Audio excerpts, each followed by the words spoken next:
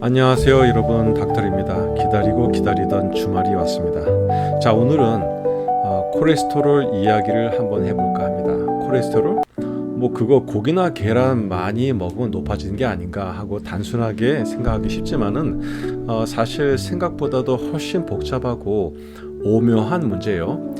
괜히 피검사에서 수치 높게 나오면 괜히 나 이제 건강관리가 필요한 나이가 되었나 하는 묘한 서글픔도 들고 말이죠.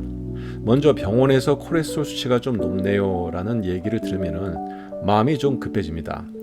이거 심장마비, 뭐 뇌졸중, 뭐 그런 거랑 연결된 거 아니야? 어떻게든 빨리 낮춰야겠다 싶죠. 실제로는 의학적으로 LDL, 즉 저밀도 지단백 수치가 높으면은 혈관이 딱딱해질 수도 있고 심내혈관 질환 위험이 또 올라갈 수도 있으니까 겁내는 게 당연하죠. 문제는 이걸 낮추면 그걸로 끝인가 라는 거예요. 사실 콜레스테롤이 높다는 건 우리 몸에 뭔가 스트레스나 염증 같은 게 쌓여 있어요 하고 알람을 울리는 거거든요. 이쯤에서 또 스트레스 얘기를 안 할 수가 없어요. 정신적 스트레스 말할 것도 없고 참 요즘 그죠? 육체적 스트레스도 엄청날 수 있습니다. 현대인이라면은 누구나 출근 전부터 이미 마음이 괴롭고 퇴근하고 나면 몸이 바닥을 찍고 있죠. 그 와중에 또 야근까지 잦으면은 또 수면 부족까지 겹쳐서 이거 정말 힘들죠. 하지만 우리 몸 입장에서는 이 모든 게 다 콜레스테롤 상승을 부추기는 생활이라는 게 바로 포인트입니다.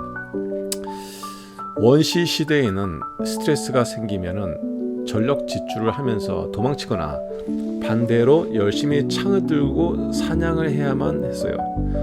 도망치고 나면 죽을 뻔했다 하면서 스트레스 호르몬도 자연히 소진이 되죠. 그런데 지금은 사무실 의자에서 PC 앞에 앉아서 상사의 잔소리를 듣거나 집에서 통장 잔고를 보며 한숨을 쉬는 식으로 스트레스를 가만히 받다 보니까 분비된 콜티졸이 제대로 떨어지지도 못하고 몸에 계속 쌓이는 겁니다.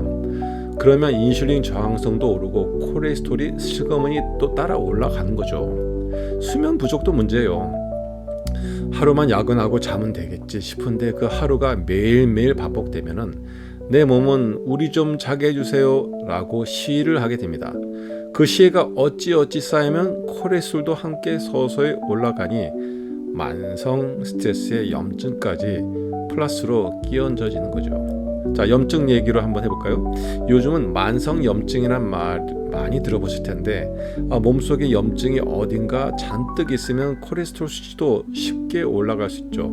자, 관절염, 치주염, 위장관 염증, 지방간 같은 게 계속 진행되고 있는데도 내가 모르고 방치하고 있을 수도 있는 거예요. 그래서 콜레스테롤만 억지로 낮추려고 스타틴 같은 약을 복용을 해도 만약 그 뒤에 숨어있는 염증이 계속 타고 있다면 나중에 또 고스란히 되돌아갈 가능성이 높습니다.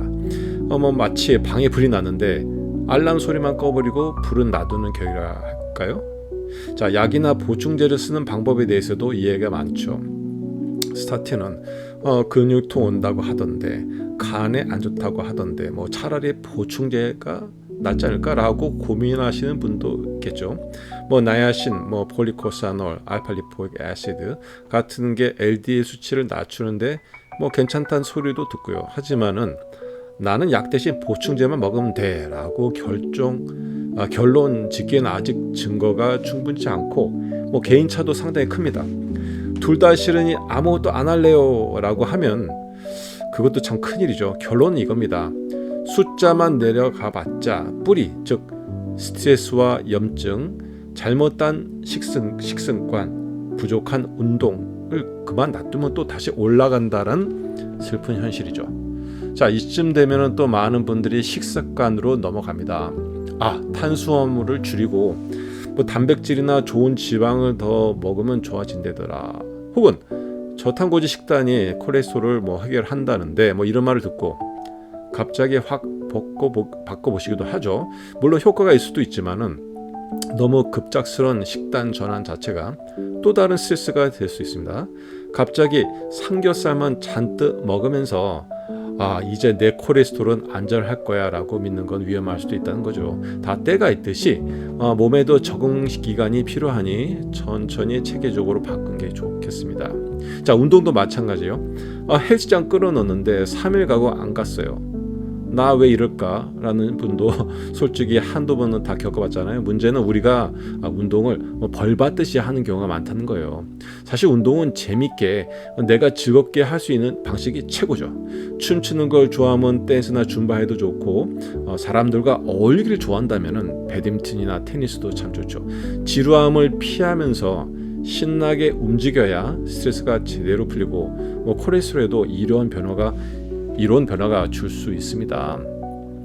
콜레스테롤 수치, 혈압, 당뇨 이런 것들은 그 자체가 문제가 아니라 우리 몸 상태를 알려주는 바로 그 계기판 같은 거예요.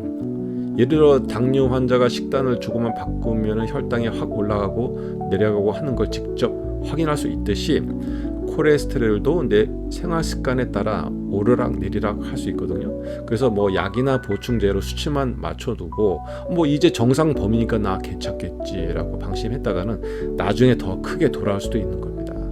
자, 그럼 이거 완치할 수 있어요? 없어요? 라는 질문도 많이 하시는데, 사실 완치라는 단어를 딱 쓰기 애매합니다. 몸은 계속 나이를 먹고 환경도 달라지니까 계속해서 새로운 문제들을 발생할 수 있거든요. 그래서 중요한 건 내 몸을 이해하고 그때그때 적절히 대응하고 라이프 스타일을 꾸준히 개선해 나가는 것이라고 할 수 있어요. 그래야 건강 수명, 즉 실제로 건강하게 사는 기간을 길게 유지할 수 있습니다. 물론 병원에서 스타틴이든 어떤 약이든 빨리 처방받아서 당장 수치를 낮춰야 하는 시급한 상황이라면은 그 의사의 지시에 따른 것도 맞아요. 그게 의사의 역할이니까요. 다만 그걸로 끝나는 건 절대로 아니라는 점을 강조하고 싶습니다. 사실 병원 선생님들도 약 드시면서 운동하고 식단 조절도 하셔야죠 라고 진짜 많이 말씀하셔야 하는데, 우리가 듣고 싶은 거는 그냥 약만 먹어도 되나요? 라든지 식단은 아무거나 먹어도 되죠? 같은 마법 같은 말들이잖아요, 사실은. 그죠? 근데 마법은 역시 없어요. 결국 내 생활 패턴은 전반을 손 봐줘야 합니다. 약 먹으면서 영양제 좀 곁들이면 되지 않나? 라고 생각할 수 있지만 그건 숫자 맞추는데 도움은 될 수 있어도 내 몸에 쌓인 스트레스나 염증을 완벽하게 해결하지 못하죠. 그럼 5년, 10년 뒤에 더 골치 아픈 상황이 벌어질지도 모르죠. 기왕 관리를 시작했다면 내 몸을 바꾼다는 마음가짐을 접근해 보시는 게 좋아요. 방법은 의외로 간단합니다. 음식 섭취를 조절해 보면서 어떤 식단이 내 몸에 부담을 주는지 파악하고 하루 5분이라도 운동을 시작해 보시고 점차 시간을 늘려보는 거예요. 수면도 충분히 취할 수 있도록 일찍 자거나 늦게까지 휴대폰 만지지 말고 노력하는 거예요. 스트레스가 확 몰려온다면 내가 즐길 수 있는 액티비티나 취미를 찾고, 혼자 풀기 어려우면 친구나 전문가의 도움을 받아보는 것도 참 좋겠죠. 이렇게 하나씩 시작하다 보면은 어느 순간 거울을 보며 내가 조금 더 건강해진 것 같은데 하고 느낄 거예요. 그리고 그때쯤 다시 피 검사를 해보면 콜레스테롤 수치도 꽤 좋아져 있을 가능성이 굉장히 높습니다. 나 좀 대단한데 싶으면서도 자신감도 붙고요. 그러면 이 생활이 습관이 되고 오랫동안 건강한 상태를 유지할 수 있게 된 거죠. 사실 이 모든 변화는 머릿속으로 그래야지 싶어도 실천이 어렵다는 게 바로 함정입니다. 그렇지만은 처음부터 완벽하게 하려니까 부담이 커지고 지쳐버리는 거예요. 조금씩 내가 할 수 있는 선에서 무리하지 말고 꾸준하게 가보시길 권합니다. 그리고 더 전문적인 도움이 필요하다면 병원이나 기능의학 선생님들 찾으시면 돼요. 요즘은 인터넷을 통해서도 많은 정보를 얻을 수 있고 또 유튜브도 많습니다. 상담을 해주는 전문가도 정말 많죠. 오늘 말씀드린 핵심은 콜레스테롤이라는 게 단순히 고기 많이 먹었더니 올라가는 수치가 아니라 나의 스트레스, 염증, 식습관, 운동, 수면 등 생활 전반을 반영하는 매우 중요한 지표라는 겁니다. 수치를 조금 다쳤다고 해서 안심하기보다는 내 삶 전반을 개선해 나가는 계기로 삼아 보자는 거예요. 그 길은 살짝 힘들 수도 있어도 결국에는 미래의 나를 살려주는 길이죠. 자, 좀 길었는데 여기까지 들어주셔서 정말 감사드리고 모두들 건강관리 잘 하시면서 활기차게 지내시길 바랍니다. 자, 구독과 좋아요는 영상 제작에 큰 도움이 됩니다. 자, 닥터 리였습니다.